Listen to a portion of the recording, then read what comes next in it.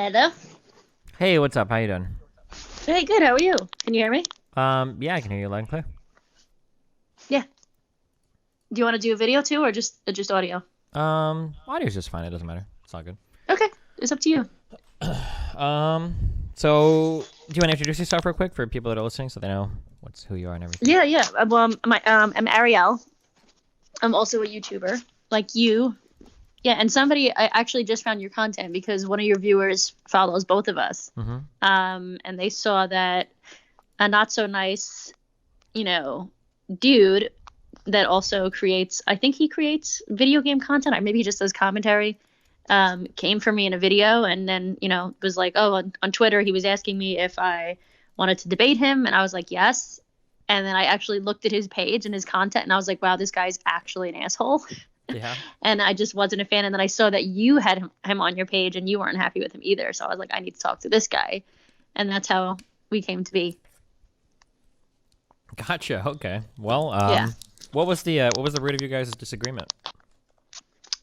Oh man. I mean, I guess a lot of things, but I think that a lot of trans activists that are not actually trans Mm-hmm. um, have a lot of issues with me because I call out the sexism in trans activism, and there are some sexist things that that unfortunately happens when you integrate you know transsexualism or transgenderism into sexual orientation and stuff like that. It gets very, very tricky. But as far as he's concerned, I think he's just a typical woke white straight guy that like thinks he's fucking God's gift, I guess. I don't know. Sure. And yeah, I think it's funny because people like him are more common than you think. Um, and they claim to be woke as hell, but they're not actually listening to women. So Sure. So, do you have like a preference for like the topics we talk about, or else I can kind of yeah, ask you oh, some I don't questions care. about the? Okay, yeah, because I'm Whatever you want. sure. Okay, because I'm curious because I've heard things, but I'll get from you, I guess, what your particular views are.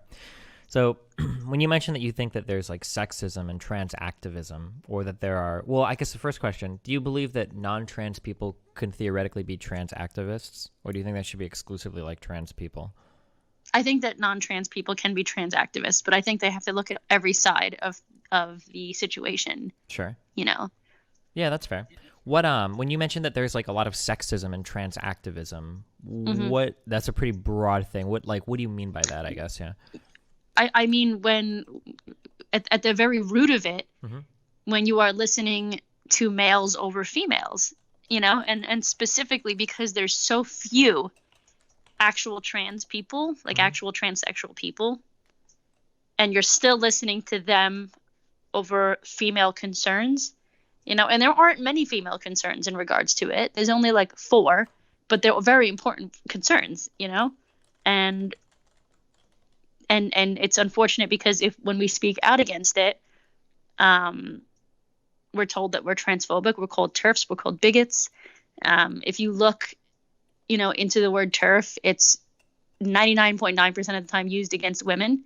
It's almost never used against men. Mm-hmm. So there's a lot of sexism there as well. I don't even know if you know any of the history of this. I think I'm going right into it too quickly. I mean, I'm roughly familiar. So TERF is a trans exclusionary radical feminist, and then I've hmm caught like the whiffs of like the tail ends of a lot of arguments that there are feminists that believe that trans women, that some feminists would refer to as men, are infringing hmm on like certain areas that should be the domain of women, and then it kind of overrides some of the concerns that women have or whatever. But yeah, I don't want to put any words in your mouth. I guess what are your specific concerns? Like what you mentioned, there are like four concerns. What are the concerns that you feel are being overlooked by normal women in favor of trans women? I think one of the main concerns is that um, at this point the word woman has become meaningless. Like anybody can identify. It's just like an identity, and there's no tactile, thing that makes us so, which inherently, like, how can you protect something without defining it is what it comes down to. Um, because now we have people that are claiming to be trans women who I don't actually think are trans women, by the way, and that's like been misinterpreted. claiming to be, I think it's men claiming to be trans women going into women's prisons. And this has happened more than once. This has happened 10 to 15 times over the past few years, simply because they're identifying as women and they're going into women's prisons, raping them. They're taking advantage of the system. And it's unfortunate because the trans women that I know also feel the way that I do. They're like, we don't believe that people that present, first of all, sex offenders do not belong in women's prisons. And that's the majority of these cases are sex offenders or murderers. Like, it's not just like an average trans woman that was on, that had a minor felony for like drug possession or something. You know what I mean? Mm-hmm. It's the people are trying to be as woke as possible. And females always get the shit end of it because we are, biologically, we are generally physically a weaker sex. So they're always putting us, more at risk than a guy would be, Mm-hmm. Okay, so that's one of the concerns. Yeah, I understand. Just as a preface, so when I do these conversations, I kind of like to go point by point. If I ever say anything that you disagree with, you can cut me off and stop immediately, and then we can address that disagreement. And then I might do the same for you if you say something, and then I'll stop you. And then just so that we don't go on too long, that's how I do it. So if I do it, don't mistake it for rudeness, and then you could do it to me. I have no problem. I won't care. Just to make sure. Of course. So starting with the very first thing that you said. You talk about how like the word woman has become meaningless. So let's say that we were to, first I guess I would ask, do you believe that there's a distinction between sex and gender, or do you see these concepts as unified? I think that there obviously biologically is a sex, like there are sexes, right? There's intersex, there's male and female. Mm-hmm. But the word sex even doesn't, if you're just talking about chromosomes, then yeah, there's like only a few variants. If you're talking about reproductive type of sex, there's only two, right? It's male and female.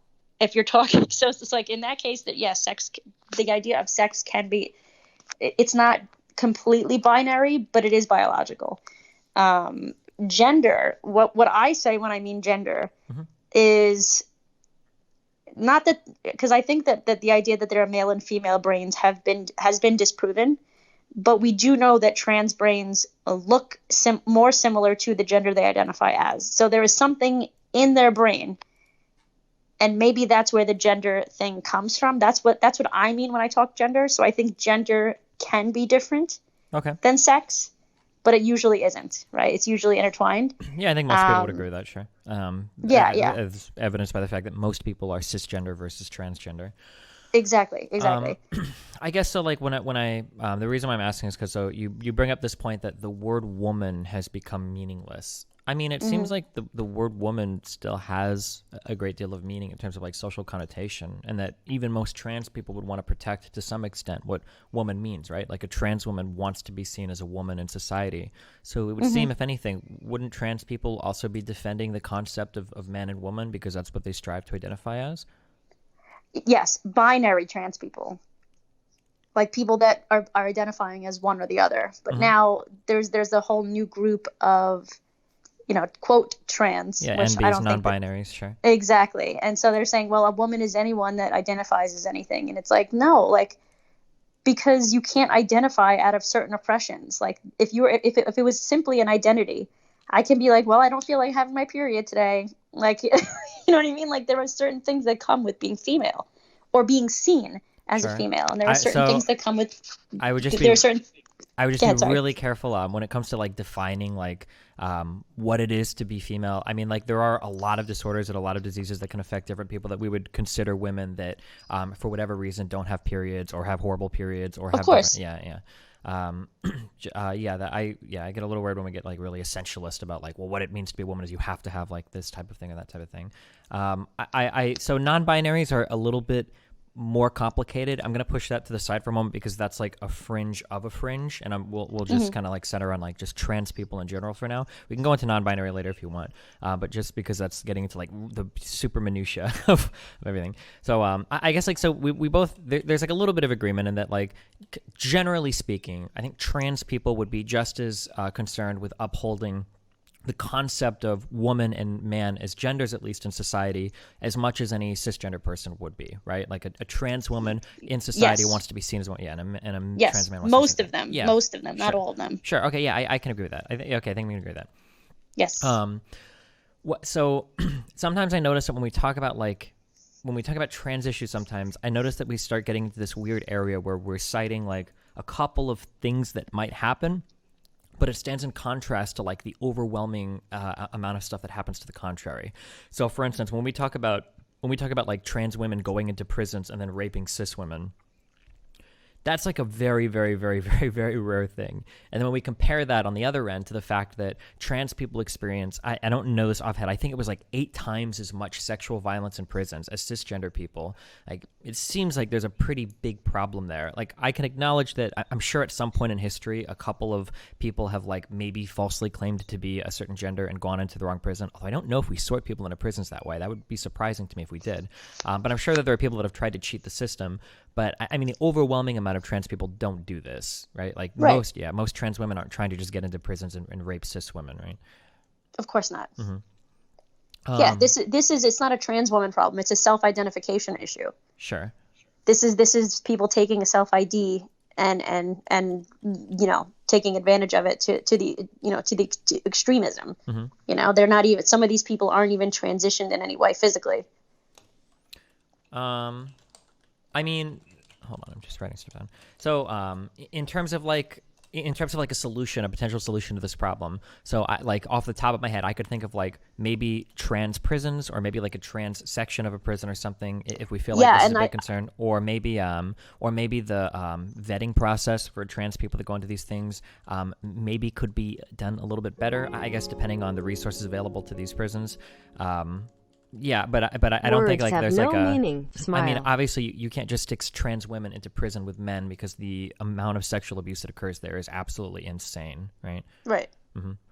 Right. Yeah, that's what I'm saying. I think that's all that the people that are on my side are saying. We're not. I don't think that there's an article I could show you it. It's on. I feel like, I don't know if it was Huffington Post, but somebody posted it recently, mm-hmm. And it was like 1 in 50 people in jail now are identifying as transgender in male prisons. So that's actually a lot more than people would assume. And the reason for that is because I don't think they're actually trans. I think they just see that women's prisons have it a little bit easier, and that they would be a big fish in a little pond, so to speak. And that's the issue we're talking about. I'm not talking about actual trans women being in women's prisons. Like, these are men that are taking advantage of the system, That might be possible. Hold on, I'm just trying to find this real quick. Just to make sure. I'm seeing what you. Yeah. So apparently, this was a survey done of mm-hmm. prison inmates in England and Wales. Mm-hmm. But I mean, like, recentering on my initial point, if this was indeed a problem where we felt like people were abusing the system, then the solution here would be to either have a better vetting process, or to have like trans exclusive sections of prisons or something, so that we wouldn't worry mm-hmm. about this type of intermingling, right? Right.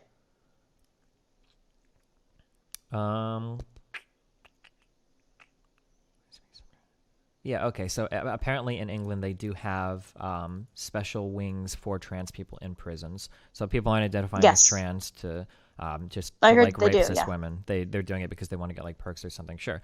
So this might be a thing. We can acknowledge that if this happens, that this is like a pretty fringe thing, like inside of like a prison system. These criticisms probably aren't like generally indicative of most trans people. That this is something that's like pretty particular to this type of environment, right? Mm-hmm.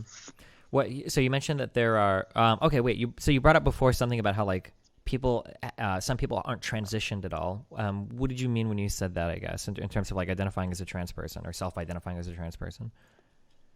Well, to me, if you want to be, if you identify as a woman, mm-hmm. there's a difference between trying to pass and not caring to pass. To me, if you don't care to pass, or if you're not trying, to me, it's a cop-out. It's like, I think there's people in I can't remember the person's name. They identify as a trans woman, but they present completely as a man. Like walking down the street, every single person, every time this person would meet somebody, they would know that this person, they would never think that this person identified as a woman, you know? Mm-hmm. And it's kind of, it's making it seem like it's a joke, in my opinion. You know, oh, I'm a woman because my brain tells me so. Like, okay, like that's fine, but like, what are you doing to prove to the world that you are what you say you are?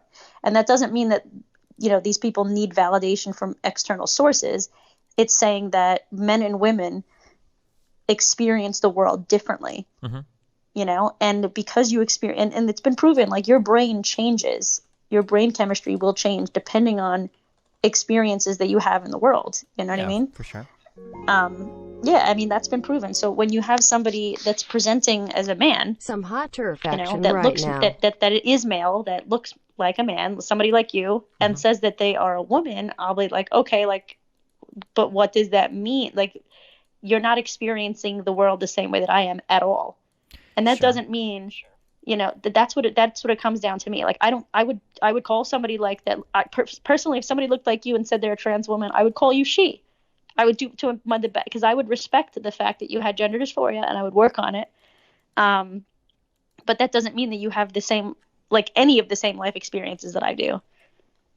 You would have no idea socially what it means to be seen as a woman, you know. And I have friends that that transitioned from one to the other, you know, that started as male and went to female, and you know, vice versa. Mm-hmm. And you know, even they said like, holy crap, like when I started being seen as the gender that I have always felt, my whole life changed. Like I am experiencing things I never experienced before, and I'm like, yep, welcome to being a woman type of thing. Mm-hmm. You know, I have a friend, Natalie, who works in IT, and she was, believe it or not, she outed herself. She kind of outed herself as a trans woman because she was, quote, you know, like aggressive when she was speaking to the guys that she was working with. She's the only girl there, and she's talking to, you know, the men there, and yeah, apparently they were like, oh, I think they were like whispering in the halls or something. Oh, I think maybe she was a dude. She kind of looks like it a little still, and you know, she's very aggressive. And she told me that she heard that they were saying this, and she's like, damn, Arielle, like I didn't realize that I would have outed myself by being, you know, by having, you know, a personality trait, or, you know, not a personality trait. What would that even be called? By having something typically associated with being a man, which is, you know, being assertive, aggressive, bossy. And she's like, she's like, it's funny because I was technically outed for having had Mm-hmm. some type of male privilege, you know, having been raised as a male. You are generally raised a certain way, and you're raised differently, and you experience the world differently. Your brain develops differently. Sure. So, kind of like two things going down this train of thought.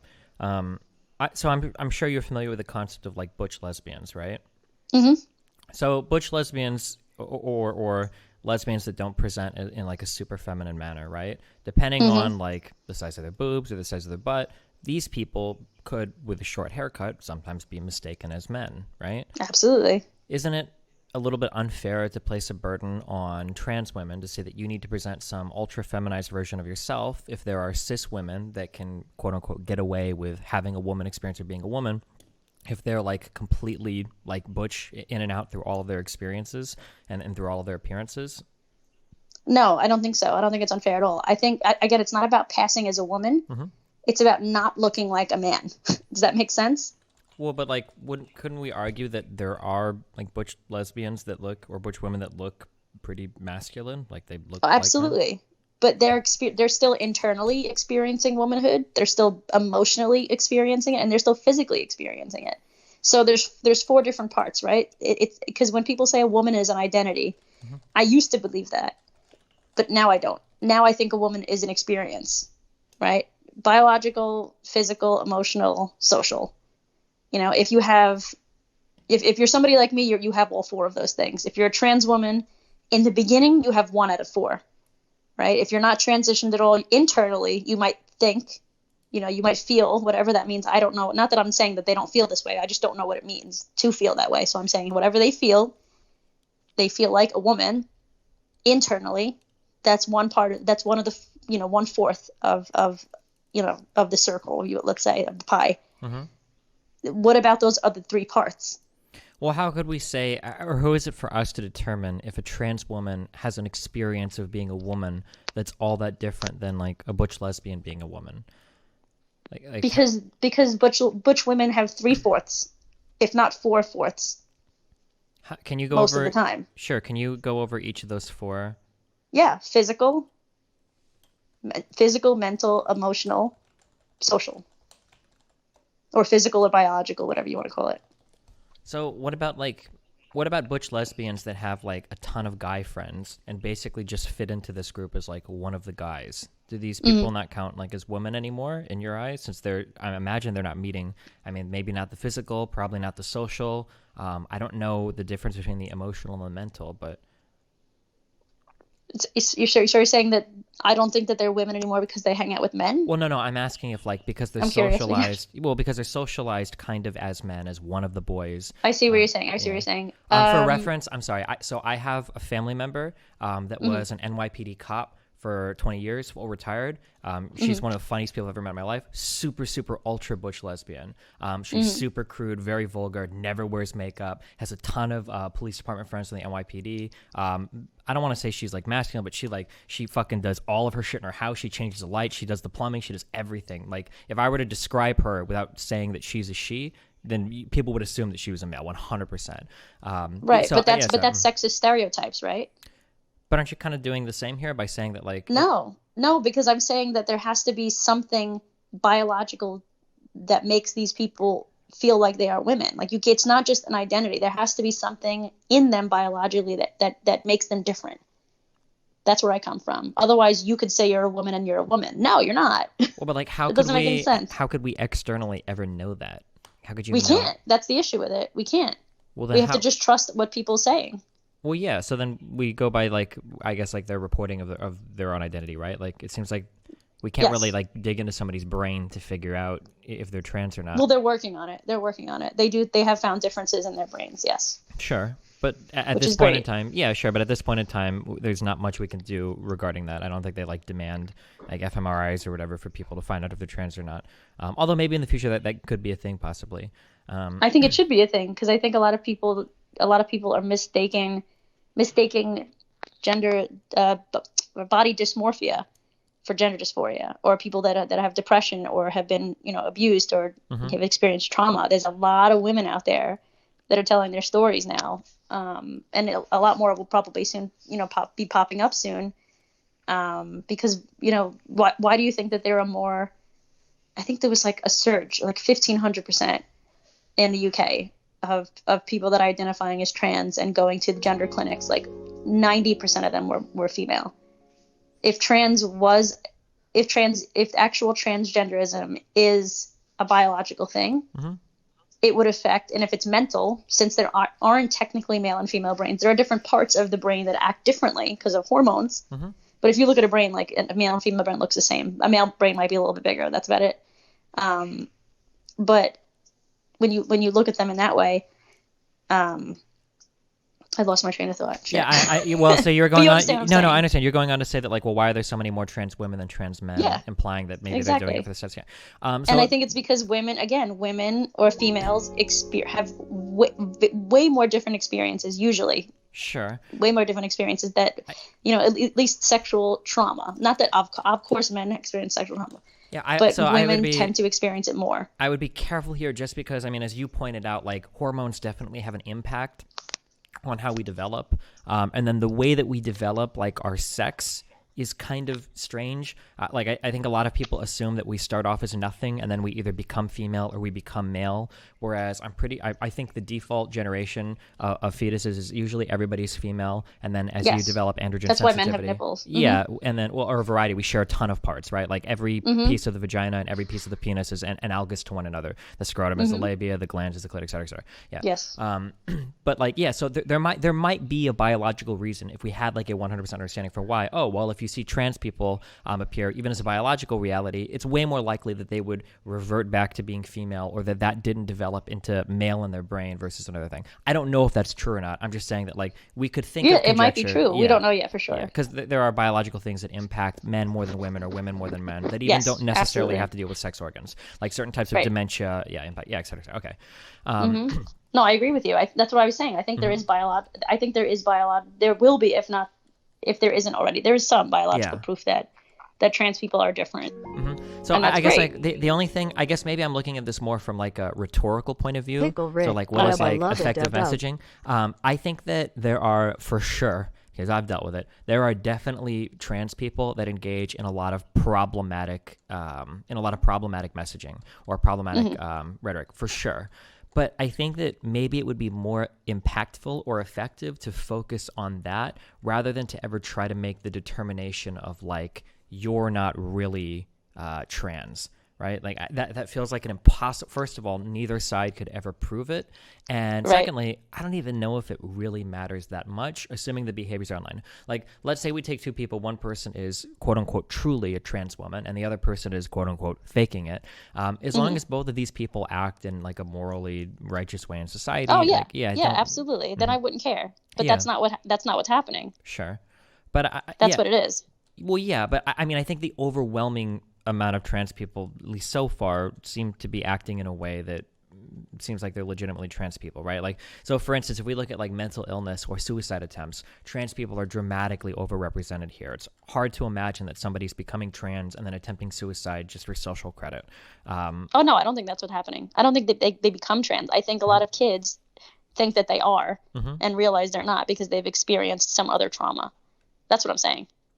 I think we're talking about two different things. Oh, sure. But we both agree with each other. Sure. What do you mean here? I think that there's kids that think that they're trans, and then there are actual trans people. And I think both can have mental illnesses along with the fact that they might be trans or not, you know? Yeah, that's possible. I think that when it comes to children, because people argue a lot about transitioning, that like 9 out of 10 children or something, it's a really high percentage of children that have questions about gender identity that like most of the time it's resolved through high school, that like they're like they feel okay or whatever. Like being a teenager is really fucking confusing. Some of it's not, and then there are options for those people. The argument that we're kind of circling around, I'm sure you've heard the term before, and I can't tell what your position is on it. I've kind of tried to tease it out. Is the idea of like transmedicalism. I'm sure you're familiar with the term.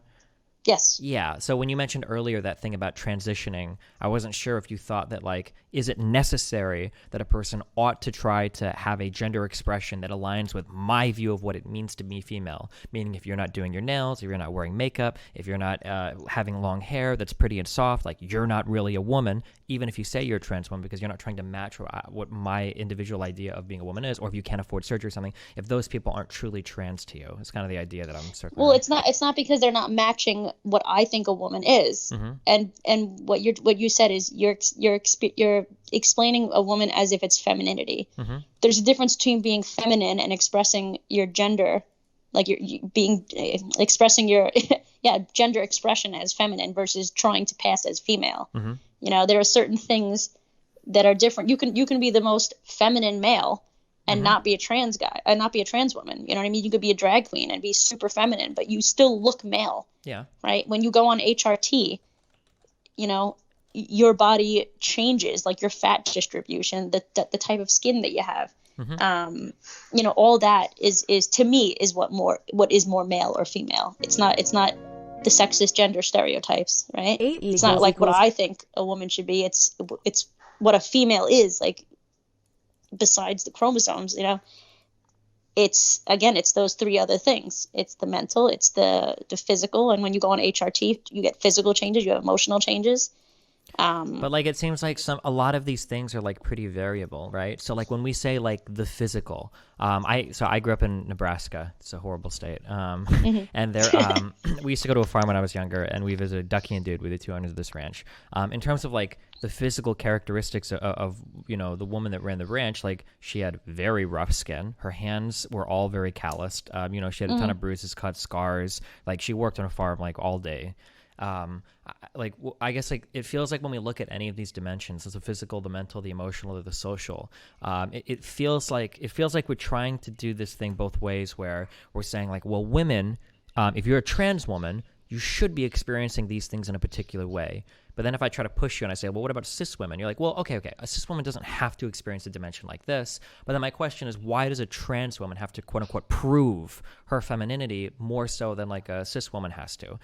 Just because the cis woman, has a vagina and the trans woman doesn't. I guess is kind of what I'm pushing at. Because I understand what you're saying. What I'm saying is there's a difference between,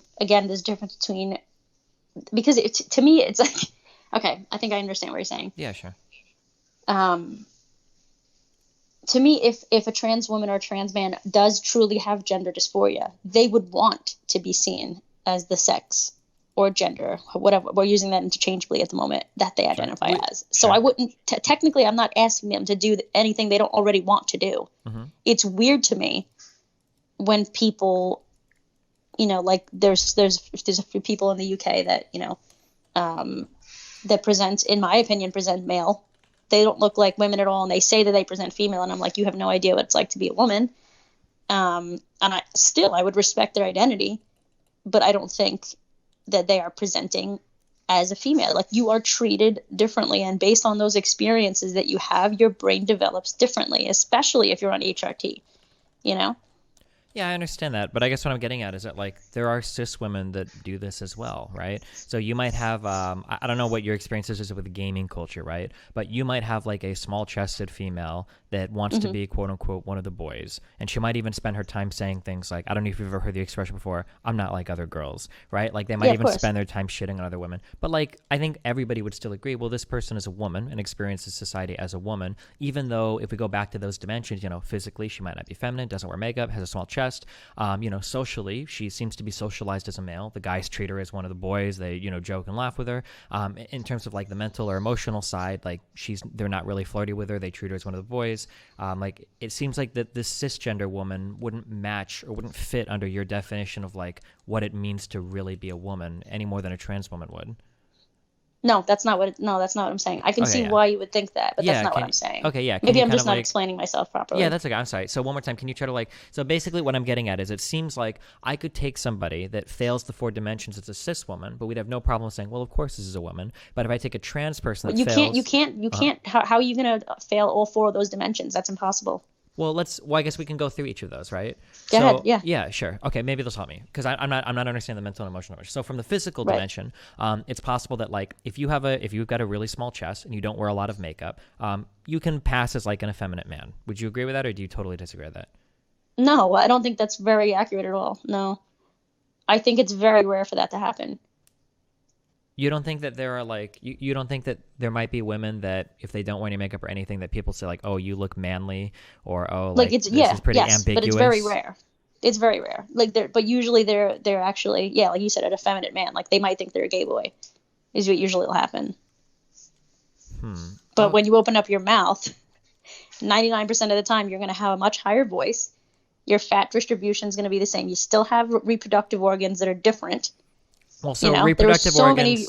It's like we've gotten to the point where we're basically saying that men and women have no differences. They have so many differences.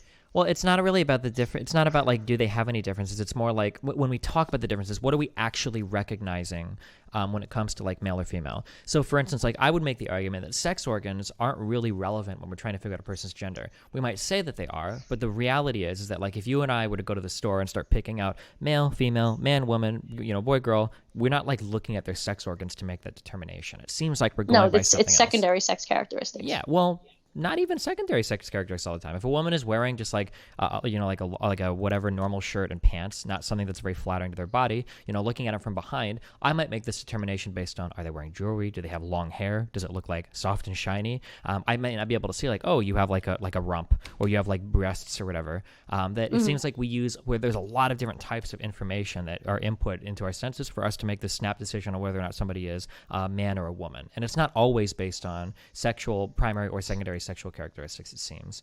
Right. Sometimes it's just based on voice. Sure, it can be, yeah. Right. But my point is, there are a lot of things that come into, like, I agree with it. There's a lot of things that come into play, but it's mainly secondary sex characteristics because that's most of the time how we interact with people. It can be, yeah. I guess your voice, your body shape, your size, your height, your fat distribution, again, how, and then we get into gender expression, which is actually sexist, right? You can dress and wear makeup and do whatever the hell you want, no matter what sex you are, right? I guess the broad concept that makes me a little bit uncomfortable is the idea that like we would have a trans person basically like we need them to prove these 4 dimensions, whereas for a cis woman we would never really ask for proof of that. We would kind of just assume that I guess they're somewhere along like their experience with all of these dimensions kind of aligns with a cis woman experience. I see what you're saying, but I just disagree. Because if to me it's, what's the word I'm looking for? I'm sure there's a good word. Let me think. I'll just say it's silly. It's silly and it's dismissive, maybe is a better word. When somebody says, okay, like a woman, can because when you're saying like a woman, like you're saying somebody like you could be a woman, right? To me, it's dismissing things that women experience all over the world because they're obviously women. Does that make sense? I mean, I don't think it's necessarily dismissing it, especially when trans people tend to have so many worse outcomes. Let me explain. Yeah, let me explain. When you have babies being killed in the past in China because they're female, because they're obviously women. If somebody that's born male that is in fact a woman, it's a trans woman, they're not going to have that same experience, I mean, so there's visually, biologically, societally, there are differences between the two. Does that mean that I think there should be? No, that's sexism, right? Sure. But it is how it is. I mean, like, I'm sure that there are definitely some experiences growing up where women have different experiences than men, of course. I don't think that trans people identifying as a certain gender necessarily erases or invalidates those experiences. I don't think that most women identify alongside like the female babies killed in China either, right? Like I don't think that's the best example for like experiences that women go through. But like just because trans people have like just because trans people want to be included under some like gender umbrella doesn't necessarily erase the experiences that cis women experience growing up, I don't think. No, I didn't say that. I didn't say that it erases my experience. I said that I just don't like when people say that they're the same thing. That it's the same exact experience, because it's not. That's what I'm saying. Well, I mean, I don't think trans people would say they had the same exact experience growing up as like a cis women, right? Most of them no, but there are a lot of them that do. They won't say they have the same experience, but they'll say they should be. I don't know how to say this. It's not that they're like, okay, we have the same exact experience as you, but they still act differently in some ways, and I think they don't realize where that comes from. And like I said with Natalie, like she was raised, as a man, and she acts differently because of it. It's not her fault, she was raised that way. But a lot of trans women also recognize this. That it's like, hold on, we need to take a step back and realize that because we have 20 years experience of being treated this way, we might view life differently. We might have we have these different experiences. That's all we ask for, I think. Yeah, it feels to me like the arguments are happening. It feels like the arguments are happening like at the very, very, very fringes. It's kind of funny because I just watched your video about like your political compass test, and I remember that you made the comment that like it seems like most mental illness exists at the extremes of both political spectrums. It's true. Yeah. No, that's a fact. Yeah, like, sure. That was a study that was done. Yeah, I'm just saying, it feels like a lot of the arguments that are, like, one of the problems with a lot of these trans arguments is it seems that trans arguments are levied at the general trans community that seems to fixate on things said by very extreme niche positions. Now, I guess it would be and that might be, and you know what? I hope that you're right. Yeah. It's just that they're the loudest voices, so those are the ones that I hear. Yeah, they can be for sure, absolutely. That's all that that's it. Yeah. I guess we agree. I think we agree on everything that we've talked about. Yeah, it's possible. I think I might have some slight disagreements about like proving your gender or whatever, but I think for the most part we do. But I guess like the only thing that scares me is when we take like very fringe and very extremist like trans people that might say something like, oh, I think a trans woman grows up their entire life with all of the 4 dimensions experienced as a woman the entire time. I don't think most trans people would agree with that. I think that the overwhelming amount of trans people would obviously agree that their lived experiences are quite different, which is why trans people... I hope that you're right. Yeah, I hope 100%. Absolutely. Um, I think it's important that we recognize the differences. Like I think that's how we can listen to each other as women mhm, easier, you know, to know that we have different experiences, but at you know, at some point we're going to have similar experiences as well. sure. Um, yeah, I guess that, yeah. The only thing that gets weird to me is getting gate. Do you know what gatekeeping means? Yeah, I'm a gatekeeper. I'm not going to lie. Yeah, it's getting like Yeah, really because I don't gate. think everybody could just waltz in and be like, okay, I identify as this. And it's like, sometimes you don't belong in this, sometimes you don't belong in the conversation. Yeah, I don't necessarily disagree. I just because I've known like such a wide variety of people in my life, it feels like depending on how we decide to gatekeep, it feels like it could be really easy to find cis women that wouldn't fit under the model that we have that says like, oh, well, this is essentially what a woman is. You know, even if you claim like, oh, well, physically, you know, we can know this or that, like there are the exceptions out there where you have a woman with a slightly deeper voice. I'm only saying this because I have like so many personal examples in my head. It's insane of people Mm-hmm. that I know that are like there are people that thought this was a man until like they like got to know her more, just because of like how butch they were and how hardcore their background was and how they were raised and everything. Yeah, I guess the main worry that I have is if you're like I guess like the kind of person that I think about is like there are a lot of trans people out there that due to for a lot of reasons, right? Because being trans sucks in a lot of ways. Of course. Well, Aside from let me the ask you a question because yeah. maybe we're coming at this from different angles as well. Mm-hmm. What do you think gender is? So gender to me, it seems like we have a rough concept of traits that are male and then a rough concept of traits that are female.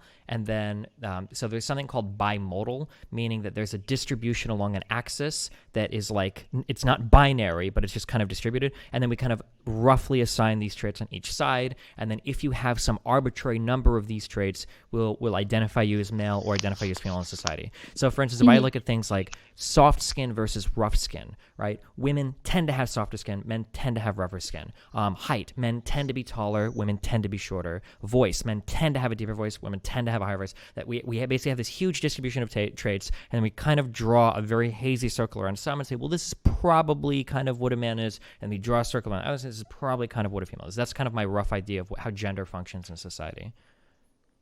Okay, so what does it mean to be a trans woman then? So, so a trans woman is somebody is born with a certain set of sex organs, and they don't seem to match a lot of those traits that exist in that bimodal distribution. And they feel like they're Physically, emotionally, mentally, socially, like yeah, what any of does it mean these, to you? any of these things. It could be a Okay. variety of things. It could be they feel like they're not treated as a woman. It could be like they don't see themselves as one. They look in the mirror and they have a penis and they don't want to have a penis. It could be a variety of different things. Okay. And, To me, the mhm, only thing that to me, just personally, mhm, not that any of these things also don't matter, mhm, but to me, the only way that that makes sense is that if you have gender dysphoria and you want to change your sex, because really it's not gender dysphoria, it's sex dysphoria. Because gender technically, like you said, it's slightly nuanced, right? Like there's you know there's different. No one's like physically perfectly male or perfectly female. Like even if you know you have prostate cancer, you got to take HRT. You shrink your prostate. Are you less male? mhm. No, but like but there's you know there's a gradient, right? Um, so to me, if you're just saying, okay, well, I want to be treated as a woman, that's sexist because you know like that's basically saying we should treat men and women differently, and I don't think we should. I think we experience things differently because we treat people differently, of course. Mhm. But in a perfect world, obviously, we would treat everybody the same. You know, not exactly the same, of course. Like there's certain needs that people have physically. Mhm. That's not what I'm talking about, though. I'm talking about like as a person, Mhm. I you mean, don't it's expect. possible that You know people, what I'm saying? yeah, it's possible that people experience their gender in some ways that it's not like such a pressing issue to them that even if they were trans, they experience a great amount of dysphoria. I'm going to define dysphoria, gender dysphoria. So I understand that we're working on the same definition. So my understanding of gender dysphoria is that you are born with a certain set of sex organs, but you see yourself as having a different set of sex organs or at least a different gender expression than what your sex organs would suggest. And then that difference is causing you a great amount of mental anguish. That's how I view gender dysphoria, right? We're working on the same definition. I think so. Okay. Yeah, I think so. Yeah, so it's possible. So like, I hate using myself as a personal example because I could lie to make an argument, but like I could see, so for me, like my masculinity or my maleness, I don't feel like it's a huge part of my identity. It might be, and I just don't see it. But like I could see myself as like, I actually view myself. Maybe I view myself more as a woman. I just do. But because like that part of my identity is such a huge part of me, or because I'm not treated like ultra masculine in society, because for whatever reason, maybe my family didn't care that much or whatever, I personally don't experience like a great amount of gender dysphoria, even though I would identify as a trans person. I could see people having that sort of lived experience that would allow them to both be a trans person, but also not experience like significant dysphoria growing up. Maybe you grow up as like an effeminate male, and then maybe you're gay, and maybe your family, doesn't treat you like in a hypermasculine manner, and maybe you actually do. Maybe you are like a trans woman, and you even think that, but you don't get so much external pressure saying you're a male that you don't actually experience the dysphoria that some people would say, well, you need that dysphoria to be a trans person. Do you think that's like a possible experience somebody could have? No, because if you are, to me, transgender is if you aren't if you are uncomfortable with your body. To me, that's what it should mean. I mean, the definition changed, right? But to me, that's what it should mean. Otherwise, we're just talking about gender stereotypes, right? Or sex stereotypes. I mean, I guess if we define transgender that way, then obviously, as a tautology, by definition, you're correct, right? But I mean, like that's right. But generally, that's what I think that's the easiest way to move forward if we change it to the original definition, which means sex dysphoria. People, get whatever changes they feel they need to do to feel more comfortable. I mean, if we identify like if we're using the working definition of like transgender is somebody identifies as a gender that's different than their sex organs that they have at birth, we could argue that that type of trans person could exist that isn't experiencing gender dysphoria, right? Like if that's our definition of trans person, just somebody that identifies as a different gender than what their sex organs would suggest. What do you mean, like somebody that no longer has dysphoria because they went through the changes? Or no, they don't have dysphoria because it's not like a huge pressure on them in their daily life. That maybe they feel that they're a woman. No, I don't think that's what trans means. I think that if they were on a desert island, they would still feel a disconnect. I think that's where we have differences on like what it means to be trans. Like my friends that are transgender say like I could be. They tell me they were like it has nothing to do with how society. Well, it has. Obviously, it also has to do with how society treats you, but that's very secondary. The primary thing is I looked at myself in the mirror and didn't feel right in my body. Like that's what they say to me. I guess so. Man, it gets really hard to like make like very strong empirical arguments here. So one empirical reality that I'm familiar with is trans people's experience with dysphoria is hardcore influenced by their socialization. So especially when you look at trans people that have transitioned, some of the biggest indicators of how well off they are afterwards has to do with the amount of social support they get. So support from friends, family, coworkers, and then strangers. Like these are like dimensions that are really important to analyze to see how successful somebody will be post-transition. Couldn't we imagine that if somebody had a very healthy environment that supported them in all these social manners, that they could be a trans person that doesn't experience a great amount of gender dysphoria? Wouldn't that be possible? No, because because what you're saying is that you're saying it has everything to do with society allowing somebody to freely express their gender, their expression. And I'm saying that trans has nothing to do with gender expression. I mean, it can add to it, right? You can wear a backwards hat and pretend feel more masculine and cut your hair before you go on HRT as a trans guy, right? But you still want it really comes down to feeling like you're in the wrong body. So even if you were told that you were a man growing up, you still have female parts, from what I understand.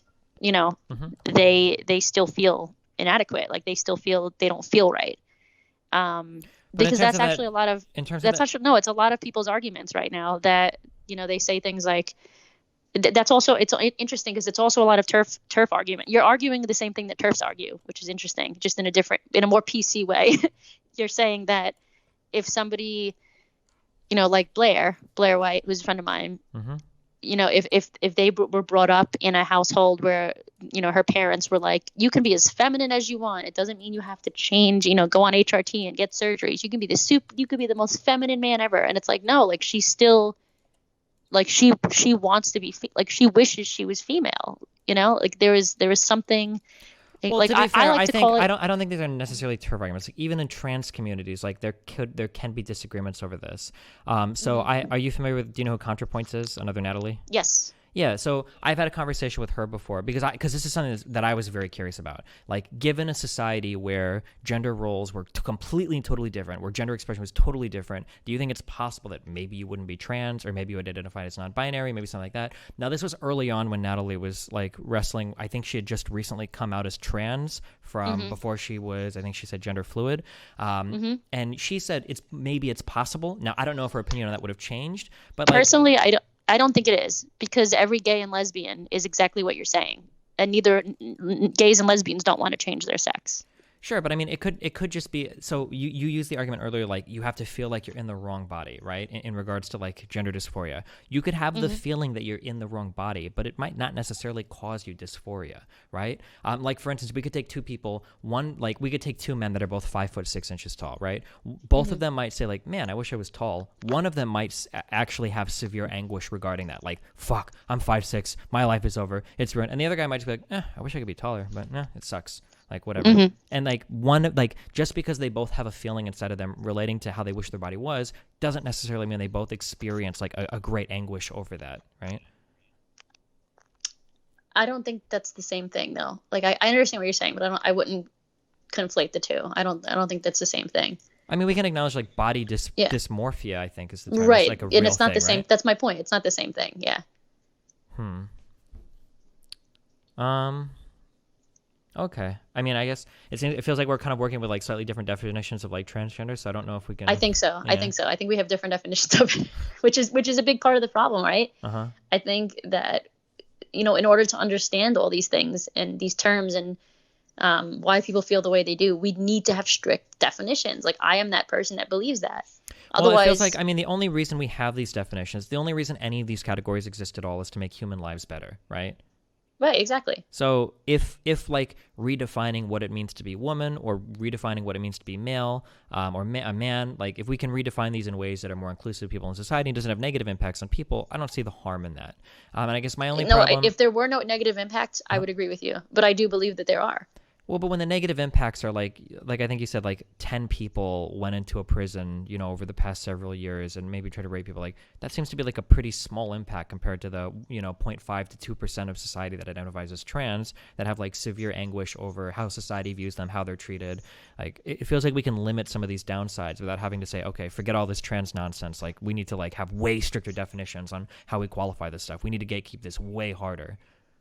I think no, I agree with what I'm saying still. I do think we need to gatekeep it harder because there are more and more kids that are coming out. I'm worried about kids more than anything at the moment. I know that I used to have a very young audience. It's changed over the years. Now they've grown up with me, or the people that I attract now are a little bit older. But most LGBT people are people that think they're LGBT. You know, are more Wait. prone When to you mental say illnesses. trans, or do you mean LGBT, like all LGBT people? All of them, all of them, are more prone to mental illnesses.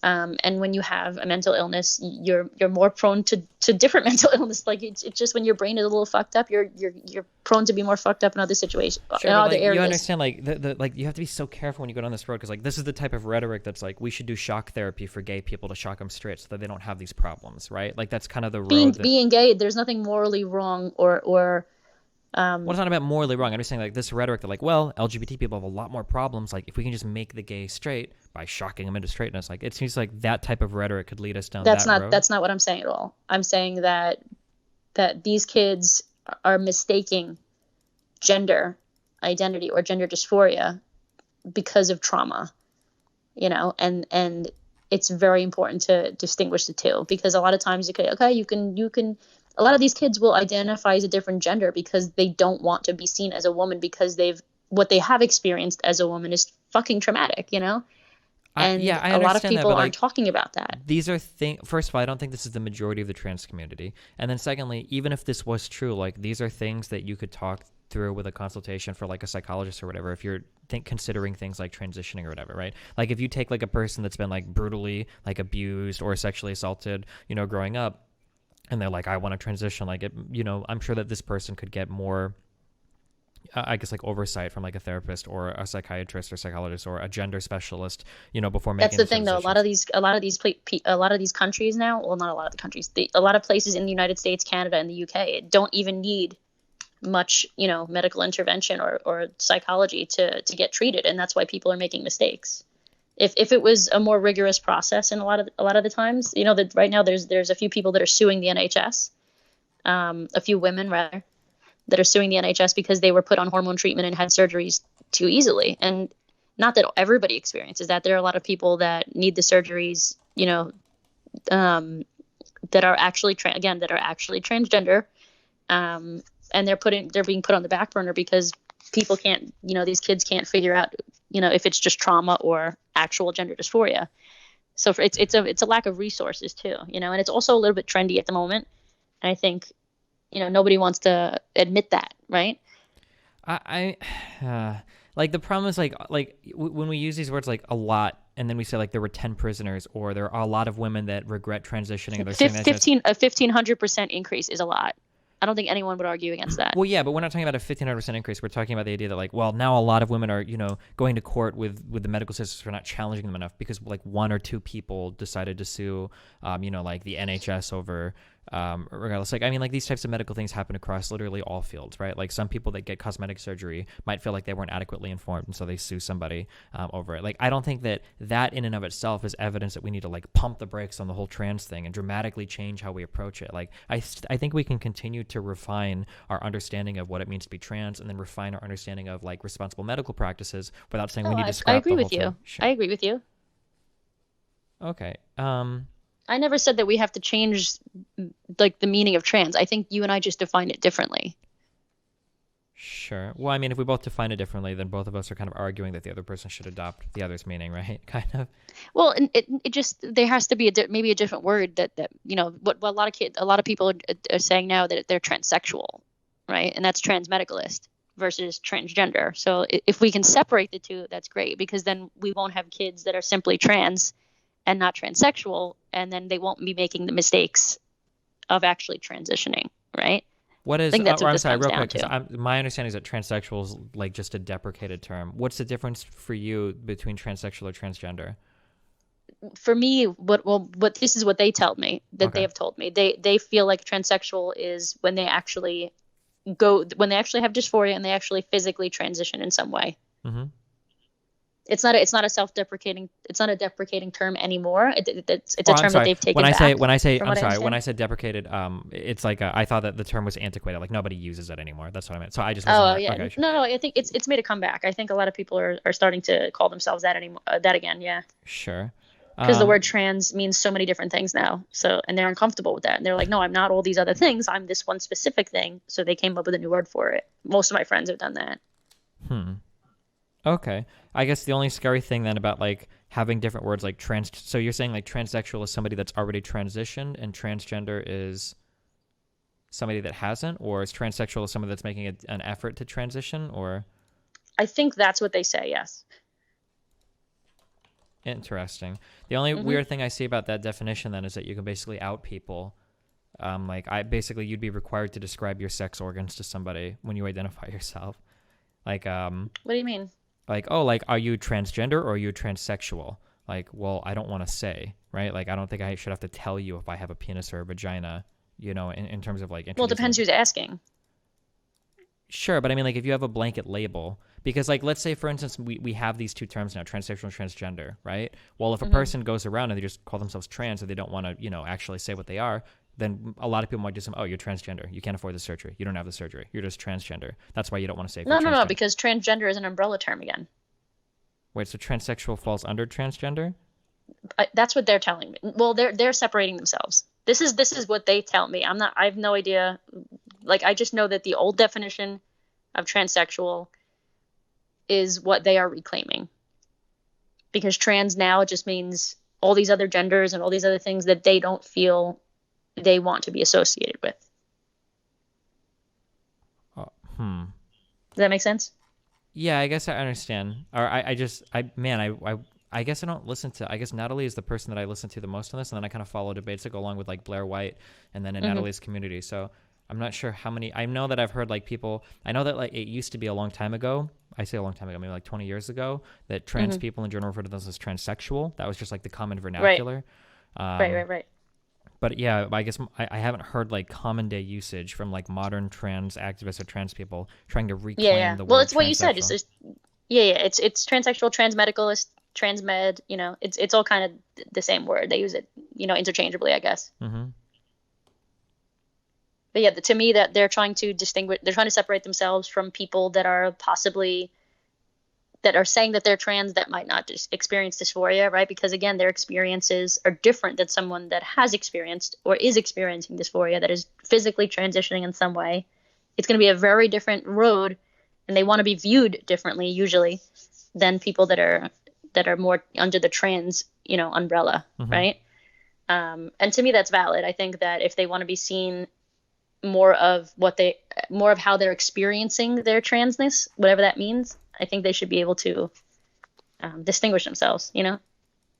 Yeah, I guess I kind of understand that. Do you ever worry? So this is my big worry when I talk about some of these issues. Do you ever worry that like some of your overall rhetoric might be harmful towards the majority of trans people out of spite for like a very small minority of trans people? Is that something you ever worry about, or do you feel like you're generally okay there? I think I'm generally okay because I still promote trans voices that I feel best represent the trans community overall. Okay, I'm like I don't know like all of your history, so it's hard for Yeah, me to yeah, of like course. challenge that off the bat, just because a lot of people say so. Like for instance, like I just because I looked into like a little bit of like some of the things that you said and some things you tweeted. So like for Hmm. instance, like a couple days ago, you tweeted like pronouns and bio people are diminishing LGBT acceptance since Hmm. 2016. Like you don't Hmm. feel like that type of rhetoric I could easily like hijack that. Like I could see like a Trumpel or like a very hardcore conservative like retweeting something like that and be like, yeah, fuck people that put pronouns in their bio. Like why do I need your pronouns? Like if you look like a man, you're a man. If you look like a woman, you're a woman. Like So what's the question? Sorry. couldn't you see people that How are that how I don't think that no, I think for me, I'm not talking about actual trans people using pronouns in the bios. I'm talking about a very specific subset of people, the types of people that have um anime, cartoon characters in their as their default picture, and everybody's racist, everybody's homophobic, everybody's this and everybody's that. Like those people that are probably actually not even LGBT are misrepresenting, the vast majority mhm. of people like myself, and that's where I have an issue. But isn't that kind of the same as like people that tweet out like the Nazi Trump supporters? Like if I were to tweet something out like you Trump supporters that are like Hitler worshippers or like the worst, blah blah blah, like everybody would call me out and be like, okay, not all Trump supporters are Nazis, right? Of course. Because I would be like targeting like all Trump supporters, but my Right. ire is actually with a small subset of them. Don't you kind of worry that some of your rhetoric might seem pretty similar? Like, oh, like you're shitting on everybody that has pronouns in their bio. Well, but really you That's just want why to I have attack it in like, quotes, the people with pronouns in their bios. Like it's a specific type of people that I'm referring to. If you know, you know what I mean? It's that one of those kind of things. well, I mean, well, They didn't say every single person with pronouns in their bio. It was like those types of people, and the people that follow me know. They know who I'm talking about. so Those you types think of that people are making it harder for us. So you think that every single person, or like 95% of people that like liked that tweet know the type of person you're talking about? You don't think anybody that's just kind of shitting on trans people in general might? I haven't seen anybody shit on trans people. Honestly, most of my new followers follow people like Blair White. So, and she's as trans as they can be. She can be. Didn't? Oh man, it's been so long since I've argued with her. Do you endorse like most of the things that Blair White says? I'm guessing. I mean, I guess I think most of it, probably like 80%. Uh huh. Um. oof. I don't know any of her recent viewpoints. I know that she said stuff I've disagreed with her over the past, but it's been years since I've like engaged with any of her content. Mm. Um. I mean, and just kind of like scrolling through, like so like here is like a reply to your tweet that has over 250 likes. If I generally see a pronoun in a profile, I just assume their opinion has no weight or meaning. Like Hmm. you're not worried at all, like when people like this are like massively supporting or reaffirming or whatever things that you say. No, because I think that's true. If so then it's not I think just more times than not that's accurate. well, okay. So then when you say in quotes pronouns and bio people, you're not just talking about a subset. Then you are talking about the majority of people on Twitter that have pronouns in their profile. I said that. Not everybody, of course, but a lot of it's a very specific subset of people that do that. Okay, to be okay, hold different, on. to be cool, to be whatever. I'm just trying to You know? understand when you say subset. So would you say most people on Twitter that have pronouns in their profile are like annoying people that shouldn't be taken seriously? Most people with pronouns in their profile on Twitter? I would say, if they're older, they usually don't bother me. They're just doing it to support trans people. If they're younger, it's a red flag for me. That's the that to me that's the like the breaking point. It's like if they're under the age of like 22, they're still going through whatever the hell they're going through. I don't know, but Wait, so you think a it's 22-year-old can't have an okay idea of like their gender? I didn't say that. I said most of these kids aren't even LGBT. I think they do it and then they're doing it to be morally superior, to be as woke as possible, and they're the types of people that shit on everybody else that even they slightly disagree with, or anyone that doesn't slightly agree with the rhetoric that they believe in. Well, That's the kind of again, it people I'm feels talking like about. it feels like we're like painting it with a really broad brush based on like like a very small subset of people again. No.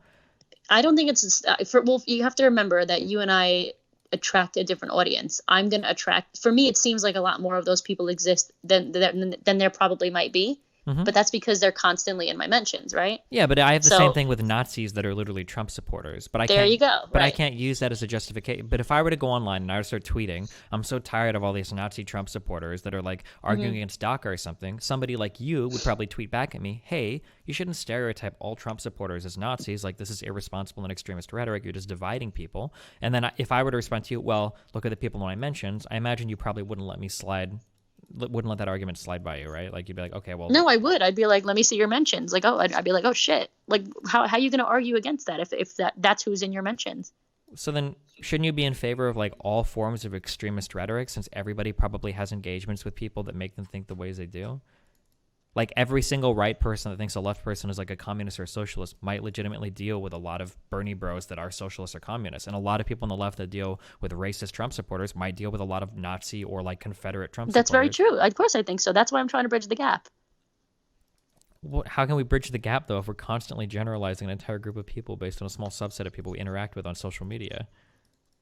I'm not. I made one tweet. Okay, so I And don't know it's your whole based on history. my You say one experience. tweet, but I would bet my life that I would have, if I were to go back through like all of your mentions. It sounds like you probably do this quite a bit, where you're like constantly, or I'm guessing like you have a small subset of people that you're kind of like generalizing over larger groups of people. No. No, I think it's just based on my experience, and I'm allowed to talk about my experience.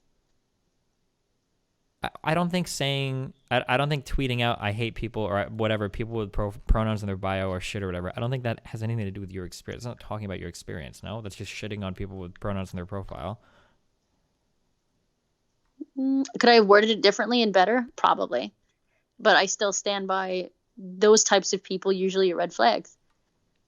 In my experience, that's what I'm talking about. In my experience, those types of people that tend to have pronouns in their bios, that have anime characters as their things. I can send you a list, and I don't think you think I'm lying. I know that you don't think I'm lying. No, I understand your 100% point. know exactly the subset of people that you're talking about on Twitter. Yeah, Believe you know me, what I'm talking about. believe me, fucking me. However, Yeah. I also know a fuck ton of Nazis that support Trump because that's a lot of the people that I debate and argue with. I also know a lot of commies and socialists that support Bernie Sanders. But when I like broadly look at data, like I mean I try not to like generalize these people too much if I'm like on a social media platform where I have to make like assessments or like broad strokes about like groups of people, right? And it seems like I guess like the broader worry, so a more like a malicious claim I could make is that I worry that like a lot of your commentary is just falling in a certain direction where you're saying like, well, this is just the group of people I tend to meet, but it seems almost like we have an agenda that's a little bit more political. So like for instance, like I know you've tweeted in the past that every single Trump supporter you've met has been supportive of LGBT rights. But like, if we were to actually go and look up polling data on who's more likely to support like gay marriage, conservatives or Democrats, that would fall hardcore on party lines, where liberals or Democrats would be far more supportive than Republicans or conservatives. But we're very quick to point or to paint like conservatives in a good light, and then like the crazy SJWs or the trannies or whatever in a bad light on Twitter. I don't know, that it seems to be like a little bit ideologically slanted or motivated rather than just, well, this is my personal experience. No. I see what you're saying. I think it's partially that too, because I think I am leaning more politically one way over the other these days. But that's after experiencing nothing but shit. for the past 5 years from the left. So is it politically motivated? I don't know if that's the right way to say it. I think it's,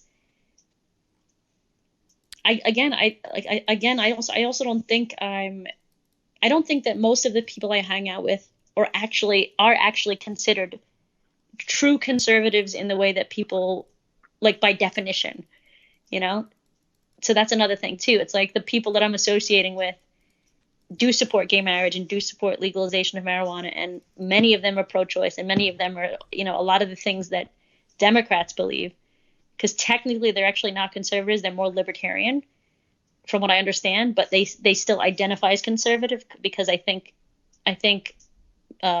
economic wise, I believe they're more conservative. So for some reason they put that over social, I guess. This is what I've been told recently. Yeah. Yeah, I guess, but it's like I get shit on a lot by people on the left, but no amount of them shitting on me is going to make me like rescind my support for like DACA, or become like anti-immigration, or like I'm against gay rights because too many lefties attacked me or something.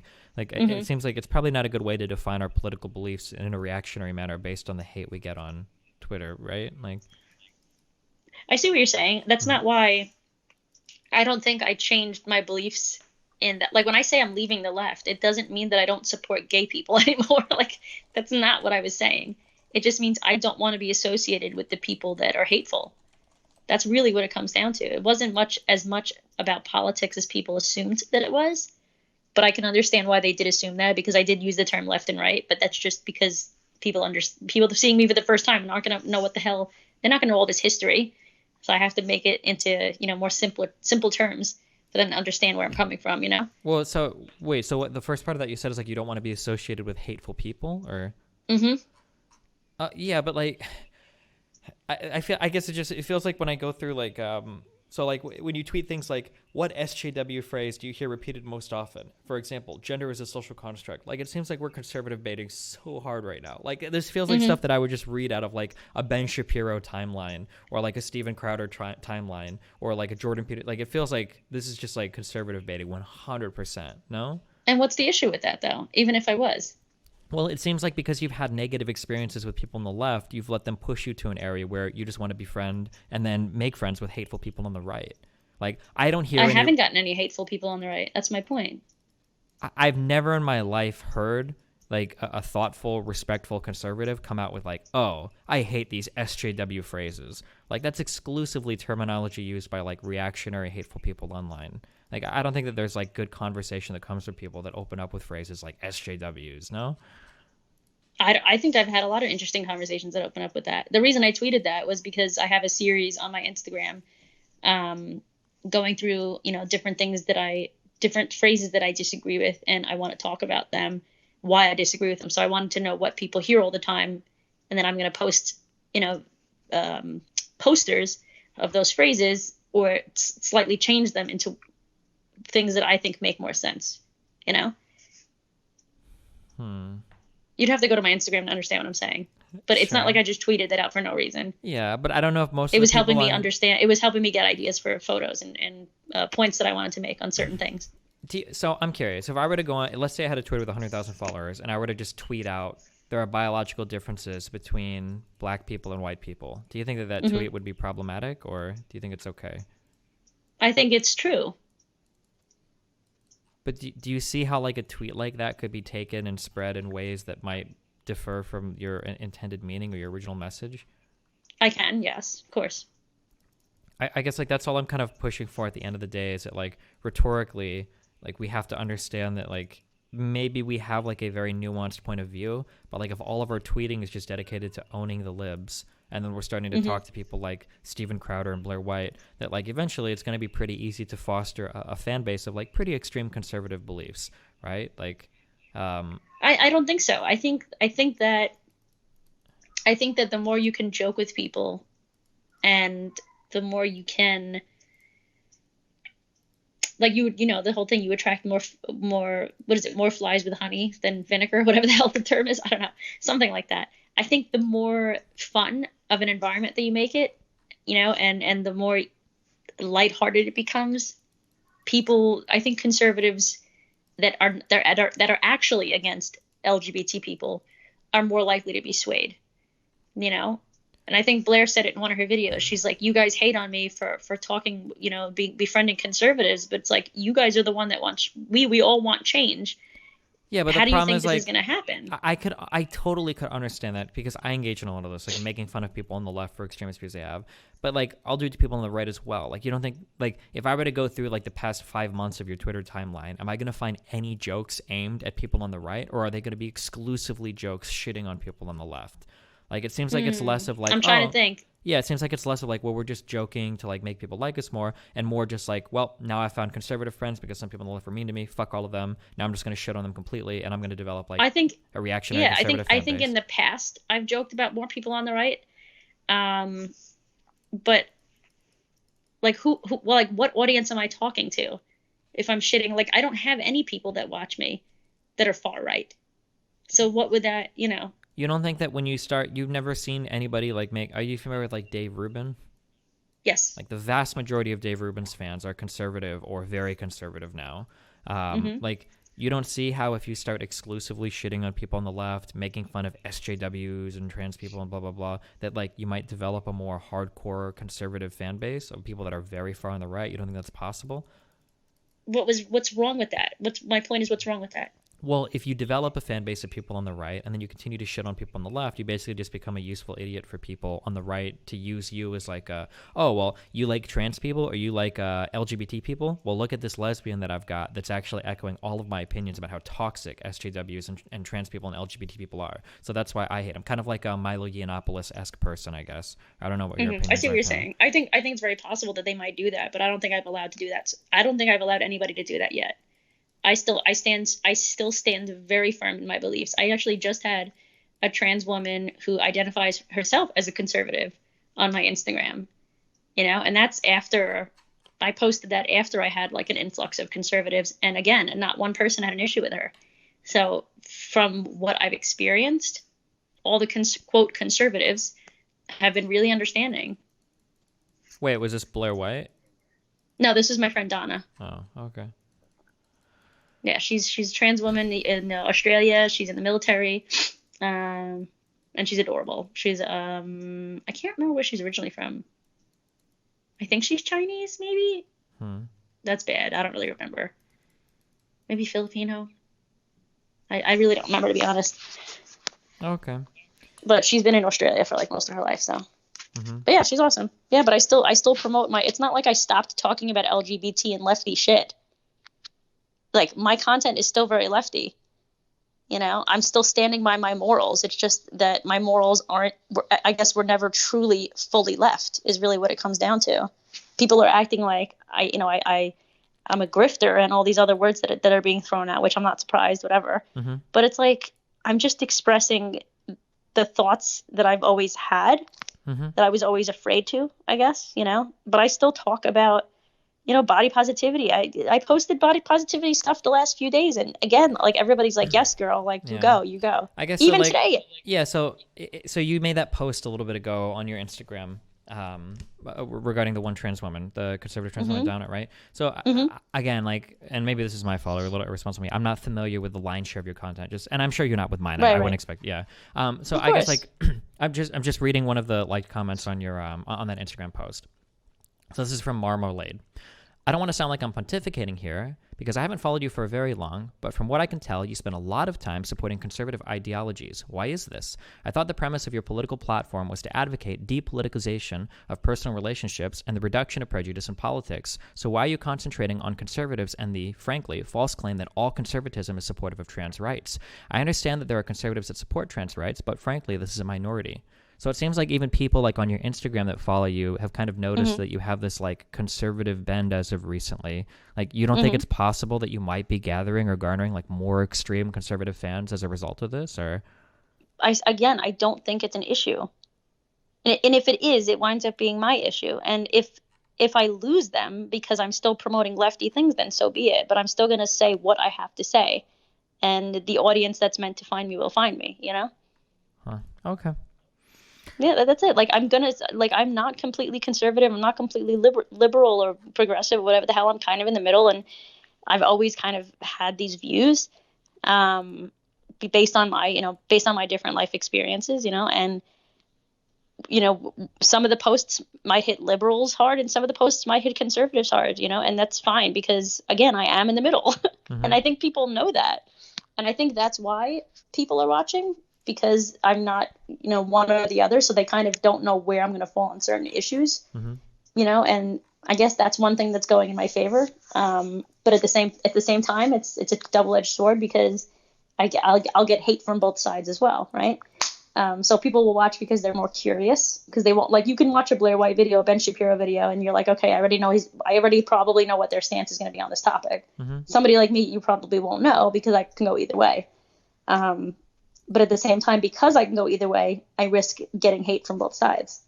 So, but at the same time, we still have conservatives and liberals watching the same YouTube channel and learning from each other. And that's where I think, I think that's a good thing. Okay. Do you ever like read through like any of your comments or like check your public Of course, feedback? not all of them, but a lot of them. Sure. As many as I can. Okay. When they're just nasty comments, straight up like calling like my friend a man, I'm gonna delete it. But if they have a question for her, I'll just leave it, and she'll go in there and answer it. Or if it's something regarding like today, I got a comment from probably a straight guy, and he was like, "Oh, I'm a lesbian too," and I just answered him, and I was like, "LOL, smart ass." Like, just to let him, like, it's not the most annoying comment I can get, and he thought he was probably being silly, and he's probably a more conservative dude, but like, you know what? If I was like, "Fuck you, that's disrespectful," I'm just getting rid of another potential person that's going to listen to, a more libertarian type of person like myself, instead of just being like, "Shut up, stop being an idiot," and then he'll continue watching me. Like, he was kind of put in his place, but he'll still continue watching, Okay. That's the kind of person I am. All right. Does that make sense? Yeah, I understand. I think we just kind of disagree on like the social messaging part, but it's really hard to quantify that. It's very difficult depending on who's watching too. Sure. All right. Do you have any other questions or any other topics, anything you want to talk about, or are we good? No, I actually have to go. It's getting late. Okay, yeah, I'm sure. hungry. I didn't eat lunch yet. Okay, cool. Well, hey, I appreciate But thank the you so conversation. much. Let me know when this goes up. Well, it's live, right? So let me know when it's like posted, and I'll share it. Sure thing. All right. Have a good one. All right. Thank you so much. Yeah, no problem. Thanks for the conversation. All right. Thank you. Ugh. That felt so slippery. Oh my god. That was so slippery. Oh man. Damn, reading through some of the comments on this post. Holy yikes. Males aren't lesbians. That's one of the comments. I'm reading through some of these now. She demands so much fucking charity to the things she posts, but she won't grant it to any people who disagree with her. Yeah, it feels like the whole, like, there's like 1% of like a group of people, and then you spend all of your time like making broad claims and shouting at that group, and then anytime like, okay, well, don't you feel like most trans people probably don't go to jail to rape people, right? And then she's like, oh yeah, of course, I agree with that. I'm just talking about the ones that do.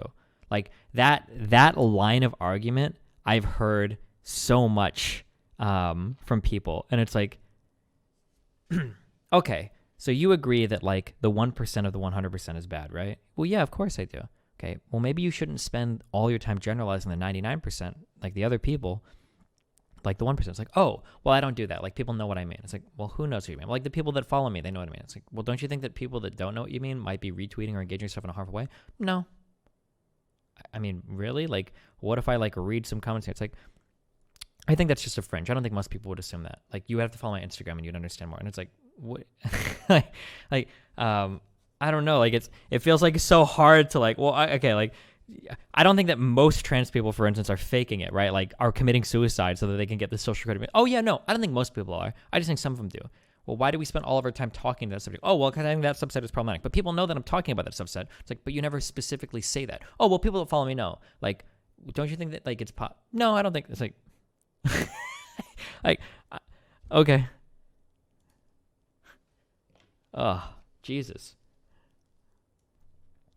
You were so soft. I mean, I don't think that she was like arguing in bad faith. Like, I don't think that she's like a hateful asshole person. I think that it feels like to me, it feels like she has probably a couple of legitimate qualms with certain subsections of trans communities, but she takes those and then she blasts it out to like indict like all trans people because of the crimes of a few. That's what it feels like. And like actually, and even Vosh would agree that there are militant fucking LGBT people online that can appear to give like the whole population a bad rap. Holy fuck. LGBT people online in some groups could be fucking crazy. But like, I wouldn't go on Twitter and be like, you're online, you're gay, fuck you. And then when somebody's like, dude, don't you think that's kind of like homophobic? Like, no. You don't understand. I'm just talking about the very extremist LGBT people online. Okay, but like you said, fuck you if you're gay. Oh, no. Trust me. People that follow me know the types of gay people I talk about. Okay, but like when I read your tweets, like people are literally tweeting out like homophobic shit. Well, I disavow those people, you know, like I don't agree with those people. It's like, what am I supposed to say to you? Like, what the fuck? It's kind of I don't want to. I could draw like Squad W parallels, but like, don't you feel like your thing with online lefties could be viewed as similar? No, because I qualify the fuck out of everything I say. It's just that most of you guys that are lefties just fucking ignore it. Like I've said a million times, and I've brought it up in a million different debates. When I talk about like the white, educated, fucking college lefty, wealthy person that supports Bernie, I specifically said like this is a person that exists on Twitter. I don't think real life Bernie supporters are like this in general. I've said that at least 100 times, or a million fucking times. Like if you haven't heard that, that's because you're going out of your way to ignore that part because you have an ideological disagreement with me.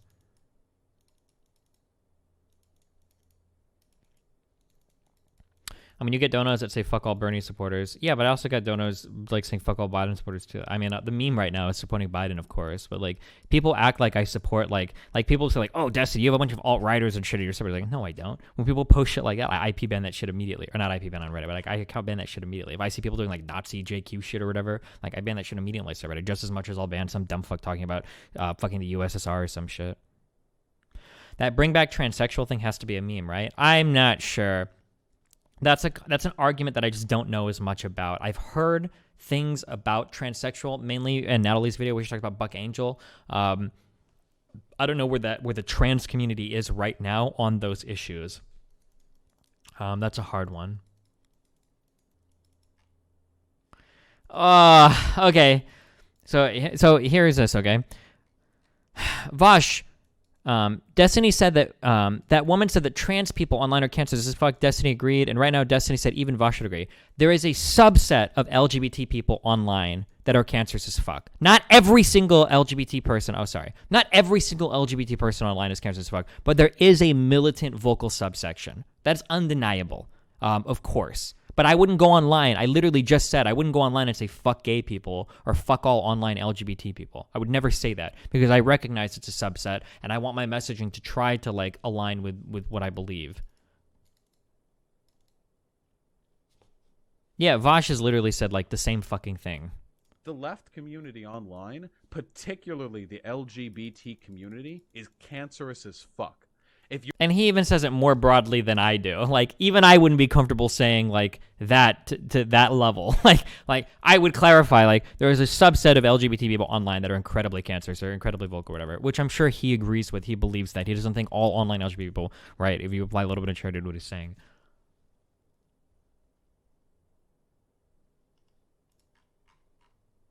It's worth looking into the Contra Buck Angel drama for more info on the transsexual meme. It's basically being used to signal. So, like, personally, I have a lot of questions about trans things. So somebody in chat earlier, this is something that I still personally wrestle with. I don't know how you can both simultaneously be supportive of, like, very big trans rights and also be okay with getting rid of, like, a lot of gender stereotypes. It seems like those points of view might be at ends with each other. This is something I've always wanted to talk to counterpoints about. Because I haven't gotten very many amazing answers. But the thing is that, like, when I have that question, like, I think that I can have that question, but I still, like, legitimately and totally support trans people. I don't think anybody's ever heard me argue or debate and be like, I think Destiny secretly hates trans people. But when I talk to a lot of people, or rather, when I listen to a lot of the rhetoric that comes out of trans medicalists, it doesn't really feel like they like trans people and they just have some qualms with, like, their philosophical positions or, like, their gender positions socially. It feels like they fucking hate trans people, and this is just, like, the most convenient argument they have for it. That's the feeling that I get. That's a really, really, really hard one for me to understand. I wouldn't give that ground in a conversation with somebody like her, though, because I don't know what her feeling is of trans people at the end of the day. It feels like really weird, you know?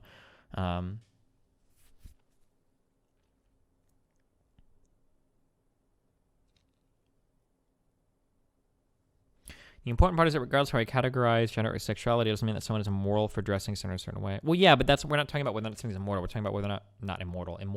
We're talking about whether or not we should support somebody's like transition in society and whatnot, right?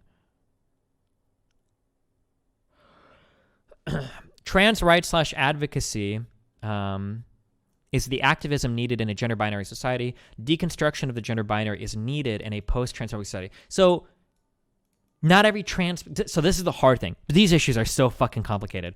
So not every trans person would feel that way. There are a lot of trans people that, in fact, if I had to guess, I would say most trans people are not gender abolitionists. They like the gender binary. They just want to be on the other part of it. That like a trans woman's dream is not existing in a society where like, oh, nobody, gender is whatever, blah, blah, blah, blah, blah, blah. A trans woman's dream is she exists in a society where the gender binary exists, but people just call her female or woman. Like, oh, hey, what's up? Oh, yeah, she's my friend. Oh, yeah, I like her. Like, and they're just like, oh, like, thank God. Like, I'm being identified by other people and the way that I express myself, and that lines up with my gender identity. Holy shit, this is fucking awesome. That's like what a trans person typically wants. That, yeah. Or I say that this is my experience personally with trans people, and then in listening to trans people talk online.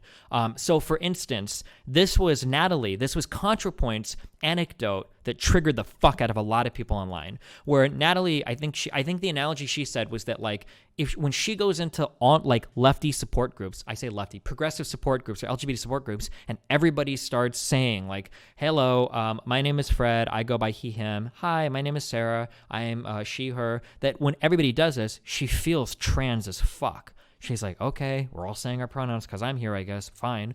But if she were to go and step into some fucking like conservative fucking white trash southern fucking bar and like order a drink, you know, the fat redneck gay hating person next to her would be like, hey, what's up, pretty lady? And that would be like, oh, what a good experience, right? That like, I think that was like the experience she was talking about. And then a lot of people fucking attacked her over it, you know? Because like at the end of the day, she doesn't want to feel like, oh, these people are being respectful of me because I'm trans. She just wants to be seen as a woman. Like, that's it. Like, that's it. Like, just full stop. She just wants to be seen as a woman, you know? Yeah. If gender were abolished, then there would be no issues with letting your gender expression be whatever you want without the worry of consequences. Okay, but Gucci Mane. Okay, so, like, this is... Okay. Okay.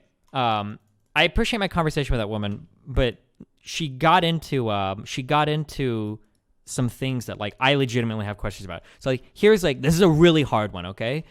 When you make the argument, and she actually, so regardless of my opinion of her too, she knew a lot about trans issues, which I was impressed about. I thought she was going to be just some like transphobic. She did seem to know like quite a bit about the current discussion.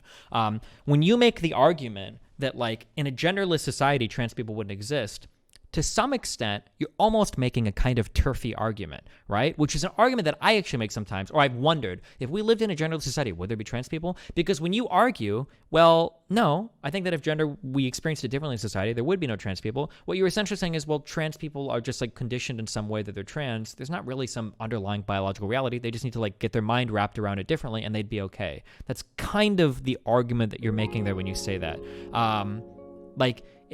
Which everything is like very, very weird though. Yeah, it's woof. Do you ever think she's just trying to figure out as well? Yeah, she might be on that path too. I question the ideological motivation sometimes. Like, I feel like if based on like everything I've said or talked about, I don't feel like you can ever come away from my content, even just consuming short parts of it, thinking like, man, I think Destiny actually just fucking hates trans people. And like, that's why he talks about like trans athletes. He fucking hates trans people. Like, I don't think you ever come away from my content thinking that. But when I look at somebody who's like saying like, conservatives love trans people. I'm best friends with Blair White. I talked to Steven Crowder who says transgenderism is a mental disease. Like, and then you're like, well, I don't know if trans people are real. And it's like, it feels like there's kind of a bend here. It feels like we're moving in a certain direction ideologically that more so than we're kind of letting on, you know? I'm I'm not covering this later, but I've made strong arguments for gender abolitionism that I think are pretty convincing. Yeah, but so my only concern is that gender abolitionism to some extent erases is like trans erasure almost. That if I were to say we shouldn't have any gender in society, then trans people that feel gender dysphoria are like, oh wait, so what are you saying? Everything I'm experiencing is just a social construct? It's just fake? That my body dysphoria is actually just a product of society? That's not something that really... It seems like you could run into that problem like really quickly. I don't know what the resolution of that is. Why is this not loading? You are confusing so many things here. I think I have a pretty good grasp on most of these terms. If you think I'm confusing something, be behemoth. Feel free to type it out. Don't just write some vague general bullshit in chat. Yeah, as a trans person, I would say if we didn't have gender, I would probably still face body dysphoria, but social dysphoria wouldn't be worse, so trans people would still probably exist, except they would have less dysphoria to deal with. Yeah, sure, maybe, yeah. Isn't erasing trans identities and cis identities too just a necessary consequence of a genderless society? I think you have to bite that bullet. Well, yeah, but the problem is ought we have a genderless society, right? Like, that's the question. Like, do we need a gendered society? There might be... Because it might be that there is, like, extreme utility that people get out of being male and being female. Please unban me, I said wee woo and got banned. Love you, buddy. Like, that could be a thing. I don't know if that's true or not. It could be a thing. That, like, maybe naturally, maybe men that identify as men and get to experience being a man, maybe there are so many other benefits to that mentally that, like, you couldn't really live in a genderless society. Or maybe gender is actually just incredibly inhibiting. Maybe all the positive things you experience as a man could still be experienced in a genderless manner, and then you wouldn't have the downsides of having, like, a sex dichotomy either. It's possible. I don't know.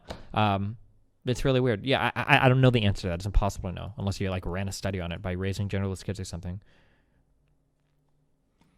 I would assume that if people want to change their body in a society without gender, it would no longer be gender, but closer to sex, no. Like transsexual, word is weird, I know, would still exist and would change their body, but transgender people wouldn't exist. Most people, maybe. Yeah, I'm not sure. I mean, what does a genderless society actually look like? I mean, I would argue we're probably a lot closer to a genderless society today in terms of appearance than we were 30 years ago. So, like, when I was growing up, so I think when I was growing up, no, I can't say this. This isn't true because this was happening back in like the 70s and 80s and shit.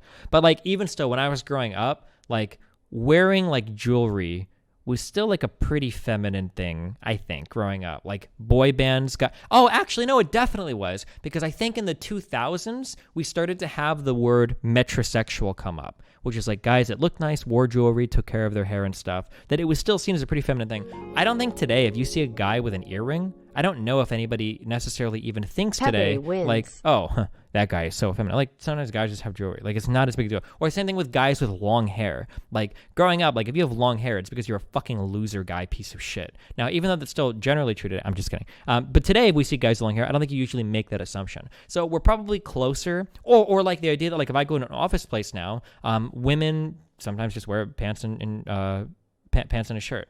They don't have to wear, like, dresses all the time, you know? So in terms of, like, Metro had nothing to do with jewelry. It was more about manscaping and nails. I don't know if you mean manscaping to say face, but my understanding, I mean, you might know this better because you're older than I do. My understanding of what it meant to be metrosexual in the 2000s was metrosexual was like looking very clean as a guy. So taking care of your skin, having nice hair, maybe having soft hands that, like, I don't know what it had to do with manscaping, but like maybe wearing jewelry, like looking like very dapper. Like that was like metrosexual.